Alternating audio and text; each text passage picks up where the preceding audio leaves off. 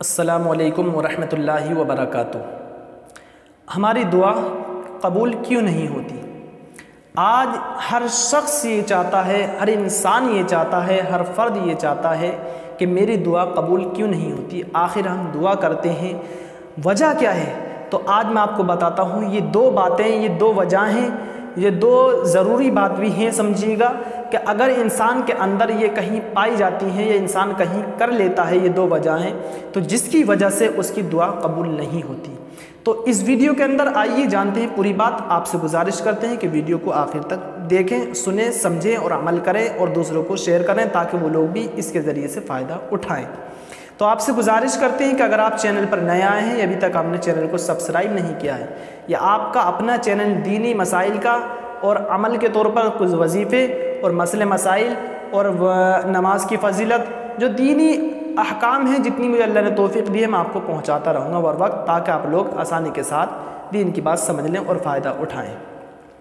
سمجھ لیجیے، سب سے پہلے ان میں سے ایک بات یہ ہے کہ کوئی بندہ اللہ رب العزت کی ذات میں کسی کو شریک ٹھہراتا ہے، شریک سمجھتا ہے، تو اس بندے کی کبھی بھی دعا قبول نہیں ہوگی، اور بلکہ سب سے بڑا گناہ شرک ہے۔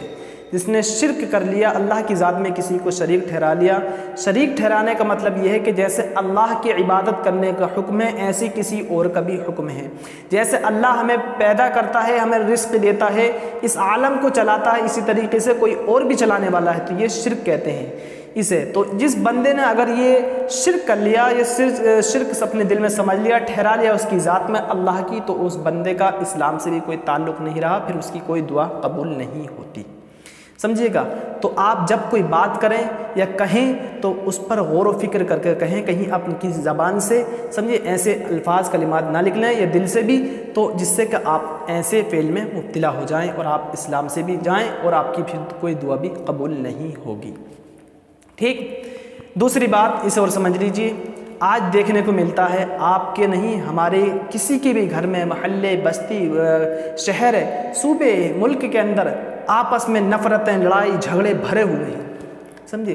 ارے غیر تو غیر، گھر گھر کے اندر باپ بیٹے میں، میاں بیوی میں، بھائی بہن میں، سمجھے گا، بیٹی ماں میں، تمام میں آپس میں نفرتیں بھری ہوئی ہیں۔ رشتہ داروں میں آج ہم نے ذرا سی بات ہوئی، بولنا چھوڑ دیا، سلام کرنا چھوڑ دیا، بات چیت کرنا چھوڑ دی۔ تو دوسری وجہ یہ ہے کہ آپس میں میل جول سے رہو، محبت سے رہو، نفرتیں نہ بانٹو، خوشیاں بانٹو۔ سمجھے؟ بشروا ولا تنفروا، خوشخبریاں سناؤ، نفرتیں نہ پھیلاؤ۔ سمجھے؟ تو یہ ہے ایک دوسری بات جس سے کہ ہماری دعا قبول نہیں ہوتی۔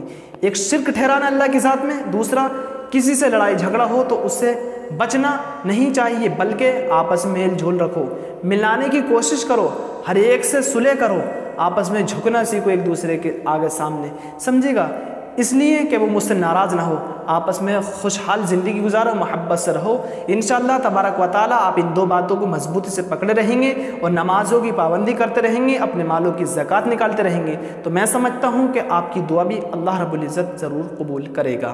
اللہ کی بارگاہ میں دعا ہے کہ اللہ اس پر مجھے آپ کو عمل کرنے کی توفیق عطا فرمائے۔ کہیں غلطی خامی ہو گئی تو مولا معاف فرمائے، آمین۔ وآخر دعوانا الحمدللہ رب العالمین۔ السلام علیکم ورحمۃ اللہ وبرکاتہ۔ ملتے ہیں اگلی ویڈیو میں۔ اللہ حافظ۔